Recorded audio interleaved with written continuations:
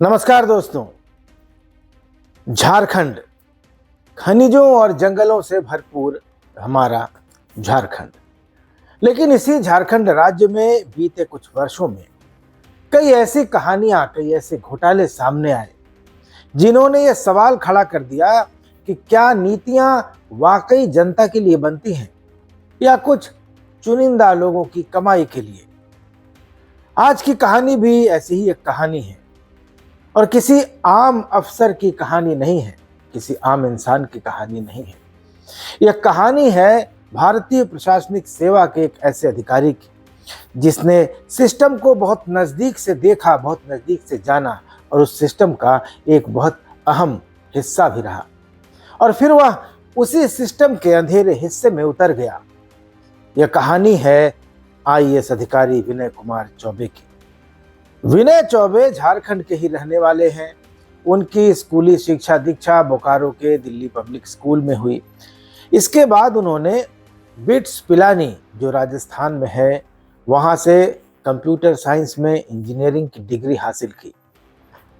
प्रतिभाशाली थे, महत्वाकांक्षी थे, तो उन्होंने सोचा कि भारत की सबसे ताकतवर नौकरशाही को ज्वाइन किया जाए और उन्होंने यूपीएससी की परीक्षा में शामिल होने का फैसला किया। इसके लिए तैयारी की और 1999 में यूपीएससी सिविल सर्विसेज की परीक्षा पाकर नौकरी पा गए और कैडर भी वही मिला, झारखंड का, जहां से पले बढ़े। करियर के शुरुआती दिनों में विनय चौबे कई जिलों में डीसी रहे, उनमें रांची और हजारीबाग भी प्रमुख थे। विकास योजनाओं में सक्रियता, तेज फैसले लेने की काबिलियत, फाइलों पर मजबूत पकड़, ये सब उनकी पहचान बन गई। धीरे धीरे वे सरकार के भरोसेमंद अफसरों में गिने जाने लगे। उसके बाद उनका प्रमोशन हुआ, वे सचिव बने और कई विभाग संभाले। और चाहे 2014 में बनी रघुवर दास की भाजपा की सरकार हो या 2019 में बनी हेमंत सोरेन की सरकार, विनय चौबे हर सरकार के चहेते अधिकारी रहे, महत्वपूर्ण विभाग संभालते रहे और फिर मुख्यमंत्री कार्यालय में सचिव और प्रधान सचिव भी बने। साल 2021-22 के आसपास विनय चौबे को झारखंड सरकार ने उत्पाद यानी आबकारी विभाग का सचिव बनाया। ये विभाग सिर्फ शराब नहीं देखता, ये विभाग ये तय करता है कि कौन शराब बेचेगा, कितने थोक विक्रेता होंगे, सप्लाई चेन मैनेजमेंट कैसा होगा और इन सब चीजों से राज्य को कितना राजस्व यानी कितना रेवेन्यू मिलेगा। हजारों करोड़ रुपए के कारोबार की चाबी इसी विभाग के पास होती है और यहीं से इस कहानी का सबसे अहम अध्याय शुरू होता है, शराब घोटाला। जून 2022 झारखंड में नई उत्पाद नीति लागू होती है। सरकारी दावा होता है कि राजस्व बढ़ेगा, व्यवस्था सुधरेगी, लेकिन जांच एजेंसियों के अनुसार हकीकत कुछ और थी।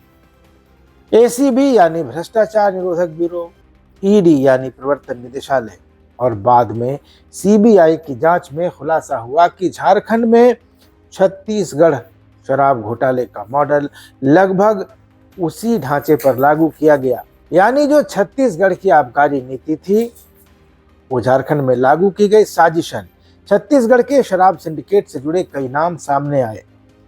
ये नाम थे अनवर ढेबर, अनिल टुटेजा, अरुणपति त्रिपाठी यानी एपी त्रिपाठी, अरविंद सिंह और विधु गुप्ता का। आरोप लगा कि इन लोगों के साथ झारखंड के उत्पाद विभाग के नीति स्तर पर यानी पॉलिसी मेकिंग लेवल पर तालमेल बैठाया गया। शराब घोटाले का सबसे बड़ा हथियार बनाया गया मोनोपोली को यानी एकाधिकार को। जांच में सामने आया कि 2022 में झारखंड में 67 यानी 67 होलसेलर्स थे शराब के।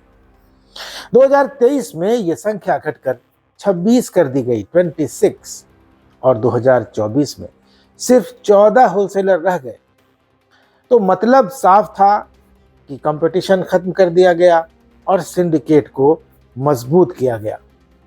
झारखंड का भ्रष्टाचार निरोधक ब्यूरो जिस मामले की जांच कर रहा है उसका आरोप है कि यह बदलाव जानबूझकर किया गया और इसलिए किया गया ताकि कुछ चुनिंदा लोगों को, मुट्ठी भर लोगों को पूरा बाजार मिल जाए और इससे अवैध शराब का कारोबार फला फूला। और एसीबी के अनुसार राज्य को करीब 38 करोड़ रुपए का नुकसान हुआ और इसका पूरा ठीकरा जो है वो विनय चौबे पर फोड़ा गया। हालांकि एसीबी ने जो प्राथमिकी दर्ज की उसके हिसाब से इस पूरे खेल में विनय चौबे अकेले नहीं थे। जांच में नाम आया गजेंद्र सिंह का, जो उस वक्त संयुक्त आयुक्त थे आबकारी विभाग के एक्साइज डिपार्टमेंट के। आरोप लगा कि टेंडर प्रक्रिया में अपने लोगों को, चुनिंदा लोगों को जानबूझकर फायदा पहुंचाया गया। कर्ण सत्यार्थी जो आईएएस अधिकारी हैं इस मामले में गवाह बने। उस समय वे तत्कालीन उत्पाद आयुक्त थे। उन्होंने बताया कि जब उन्होंने गड़बड़ियां पकड़ी और उनको ठीक करने का प्रयास किया तो विनय चौबे की तरफ से उनको धमकी दी गई और उन्होंने कहा कि मैं जो कहता हूं वैसा ही करो। ये कर्ण सत्यार्थी का बयान था। सबसे चौंकाने वाला बयान आया आईएएस अधिकारी और एक और उत्पाद आयुक्त रहे अधिकारी अमित कुमार का। उन्होंने कोर्ट में धारा 164 के तहत जो अपना बयान दर्ज कराया उसका लब्बो लुआब यही है, उसका जिस्ट यही है कि खाता न बही, विनय चौबे ने जो कहा वही सही। यानी विनय चौबे ने दबाव डालकर अपने मातहत कर्मचारियों से, अधिकारियों से काम कराया। कोई रिकॉर्ड नहीं था इस बात का, सिर्फ मौखिक आदेश पर कुछ मुजबानी चल रहा था। अब आया अक्टूबर 2024। ईडी ने छापेमारी की इसी मामले पर, आईफोन जब्त किए, दस्तावेज जब्त किए और कई डिजिटल सबूत भी अपने कब्जे में लिए। 7 सितंबर 2024 को ईओडब्ल्यू रायपुर ने एफआईआर दर्ज की और इस एफआईआर में विनय चौबे को मुख्य आरोपी बनाया गया। ईओडब्ल्यू का मतलब है इकोनॉमिक ऑफेंस विंग, जो छत्तीसगढ़ का भ्रष्टाचार, आर्थिक भ्रष्टाचार का मामला देखता है। और ये मामला बाद में सीबीआई को ट्रांसफर हो गया। और फिर आया 20 मई 2025 का दिन। झारखंड के भ्रष्टाचार निरोधक ब्यूरो ने 6 घंटे की पूछताछ के बाद आईएएस अधिकारी, मुख्यमंत्री कार्यालय के प्रधान सचिव रहे, उत्पाद सचिव रहे विनय कुमार चौबे को गिरफ्तार कर लिया। शराब घोटाले में उनकी गिरफ्तारी हुई। उनके साथ तत्कालीन संयुक्त आयुक्त गजेंद्र सिंह भी गिरफ्तार हुए। अब वे सरकारी गवाह बन गए हैं और सारा ठीकरा विनय कुमार चौबे पर फोड़ रहे हैं, अपने आप को निर्दोष बता रहे हैं। उन्होंने भी कोर्ट में बयान दिया विनय चौबे के खिलाफ और कहा कि जब मैंने गड़बड़ियों का विरोध किया तो विनय चौबे ने कहा कि रिजाइन कर दो। इधर इस बीच शराब घोटाले की जांच के साथ साथ एक और परत खुली, हजारीबाग में जमीन के घोटाले की। विनय चौबे पर आरोप लगा कि हजारीबाग का डीसी रहते हुए उन्होंने कारोबारी ऑटोमोबाइल व्यापारी विनय सिंह के साथ मिलकर सरकारी जमीन और वन भूमि पर फर्जी दस्तावेजों के जरिए कब्जा कराया और इसका नतीजा ये हुआ कि करोड़ों की सरकारी जमीन प्राइवेट हाथों में चली गई। विनय सिंह भी गिरफ्तार हुए। विनय चौबे के साथ उनके संबंधों की, आर्थिक लेन देन की जांच हुई और यहीं से कहानी झारखंड से निकलकर हरियाणा पहुंच जाती है। जांच में सामने आता है कि विनय सिंह, जो नेक्स्ट जेन ऑटो नाम की कंपनी के मालिक हैं, जो महिंद्रा कंपनी की गाड़ियों की खरीद बिक्री करती है, एसीबी को बैंक दस्तावेजों से सबूत मिलता है कि नेक्स्ट जेन ऑटो के विनय चौबे की पत्नी, आईएएस अधिकारी विनय चौबे की पत्नी स्वप्ना संचिता के खाते में नियमित भुगतान हो रहा था नेक्स्ट जेन ऑटो से। कागजों में दिखाया गया कि स्वप्ना संचिता नेक्स्ट जेन ऑटो कंपनी में काम करती थी, लेकिन एसीबी को उनकी कोई जॉब प्रोफाइल नहीं मिली, ऐसा जांच में एसीबी ने कहा है। कोई वर्क रिपोर्ट भी उनकी नहीं मिली, कोई ईमेल या कोई प्रोजेक्ट सबूत नहीं मिला और एसीबी को संदेह है कि यह नौकरी असल में नौकरी थी ही नहीं, यह काले धन को सफेद करने का एक जरिया थी। अब आता है नवंबर 2025 का महीना। एसीबी ने आय से अधिक संपत्ति का एक नया एफआईआर दर्ज किया, यानी शराब घोटाले और जमीन घोटाले के बाद एक डीए केस फाइल होता है आय से अधिक संपत्ति का, और एसीबी इस मामले की जांच करना शुरू करता है। गुरुग्राम और न्यू गुरुग्राम में करोड़ों की प्रॉपर्टी एसीबी को दिखाई देती है। इनमें एआर बिल्डर्स में एक फ्लैट मिलता है, एआईपीएल ऑटोग्राफ में एक कमर्शियल यूनिट मिलती है, स्पेस टाउनशिप में कमर्शियल स्पेस, ये संपत्तियां मिलती हैं और ये सभी संपत्तियां विनय कुमार चौबे के साले क्षितिज त्रिवेदी, सरहज प्रियंका त्रिवेदी और ट्राइब ट्रस्ट कंपनी के नाम पर होती हैं। इसके अलावा इरफान इकबाल से क्षितिज के खाते में 25 लाख रुपए ट्रांसफर होते हैं, इसका सबूत मिलता है। और साली शिखा की तरफ से विनय चौबे और उनके परिवार की विदेश यात्राओं का खर्च उठाए जाने के ब्यौरे मिलते हैं।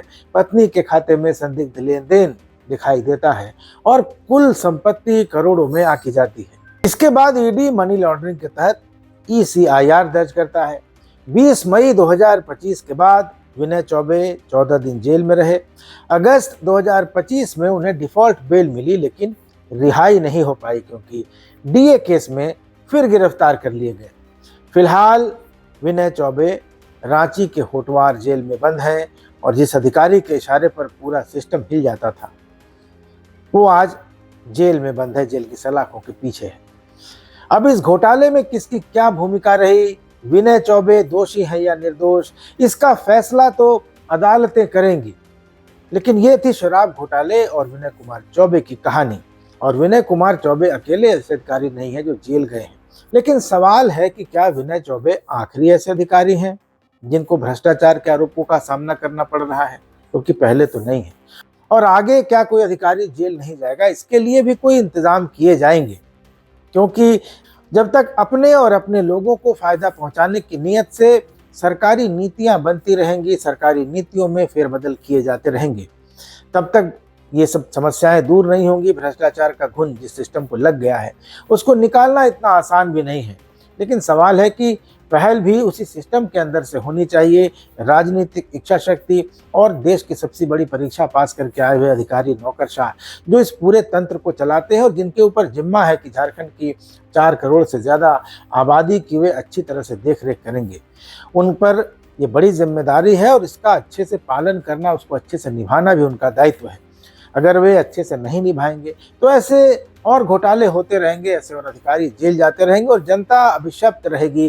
झारखंड पहले से ही गरीब राज्य है, कहा जाता है कि धरती इसकी रत्न गर्भा है, लेकिन उस धरती के कोख में जो गरीबी पल रही है उसको मिटाने का जिम्मा जिन अधिकारियों के ऊपर है और जिन नीति नियंताओं के ऊपर है, उन्हें सजग सचेत होना होगा। नहीं तो इसी तरह से सिस्टम में घुन लगा रहेगा और इसी तरह से जांच एजेंसियों का दखल कामकाज में बढ़ता रहेगा, जनता यूं ही पिसती रहेगी। तो आप क्या सोचते हैं इस बारे में, अपनी राय जरूर दीजिएगा। चैनल को सब्सक्राइब नहीं किया तो सब्सक्राइब कर लीजिएगा। अगले वीडियो में मिलेंगे, तब तक इजाजत दीजिए। धन्यवाद, नमस्कार।